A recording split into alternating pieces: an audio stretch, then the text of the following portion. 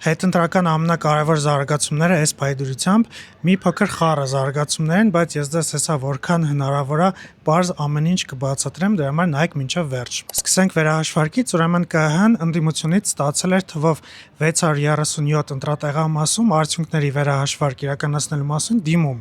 Այդ վերահաշվարկը ԿՀ-ն իրականացրել է ու 3 հրապարակել է արդյունքները, որոնք որ դուք տեսնում եք ձեր էկրաններին։ Ես արագ այս վիզուալիզացիան եմ սարքել ձեր համար, ոնց տեսնում եք կանաչով նշված են կուսակցությունները, որոնց քվեները ավելացել են եւ ինչքանով են ավելացել, իսկ կարմիրով նշված են այն կուսակցությունները, որոնց քվեները պակասել են։ Այստեղ հիշում ենք բարգավաճի թիվը +147, որովհետեւ սա կարևոր է։ Հաջորդ կարևոր զարգացումը ԿՀ-ն անվավեր է ճանաչել 3 ընտրատեղամասերի քվեարկության արդյունքները։ Մեկը Երևանի Նուբարաշինի 10/51, մյուսը Մեղրի Ագարակի 35/65 ընտրատեղամասերն են, որտեղ որ ժամը 8-ից հետո թույլ էին տվել, որ զինծառայողները քվեարկեն։ Սա շատ կոպիտ ընտրախախտում է, որի մասին ահազանգել էր ընդդիմությունը, ԿՀ-ն սա ընդունել է եւ հետեւաբար անվավեր է ճանաչել քվեարկության արդյունքները։ Նաեւ անվավեր են ճանաչվել 12/13 ընտրատեղամասի արդյունքները, քանի որ այդ օրը բացակայում էր 8-րդ քվեաթերթիկը։ Ուրեմն վաղը Կիրակի օրը ԿՀ-ն կհայտարարի այս 3 ընտրատեղամասերում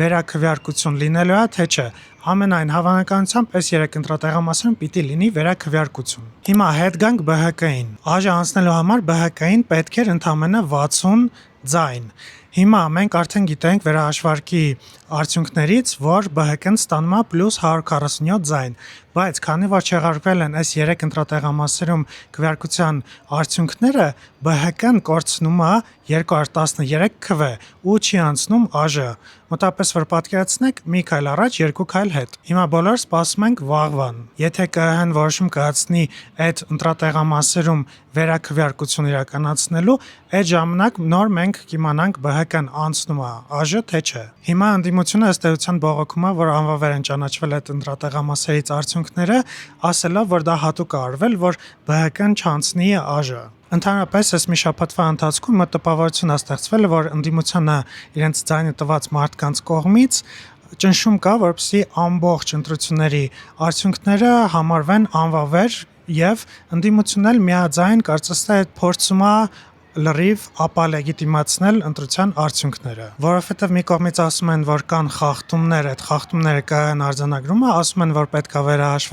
վերահաշվարկը իրականացվում է, բայց միևնույնն է դժգոհում են եւ ընտրության արդյունքները չեն ընդունում։ Այսքանը մեկնաբանություն եմ գեք ձեր կարծիքները, բաժանորդագրվեք, լայքեք, տարածեք։